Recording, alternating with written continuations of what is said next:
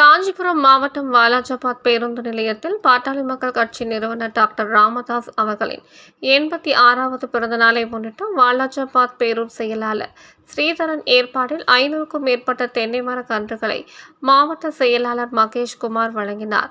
இந்நிகழ்வில் மாவட்ட தலைவர் உமாபதி மற்றும் வாலாஜாபாத் ஒன்றிய நிர்வாகிகள் புஷ்பராஜ், தேவதாஸ், வினோத், ஜெயக்குமார், சிவராமன், விஜயன் உள்ளிட்ட நிர்வாகிகளும் மற்றும் 300க்கும் மேற்பட்ட பாமக தொண்டர்களும் கலந்து கொண்டனர். அதைத் தொடர்ந்து பொதுமக்களுக்கு அன்னதானமும் வழங்கினர். எடுப்பா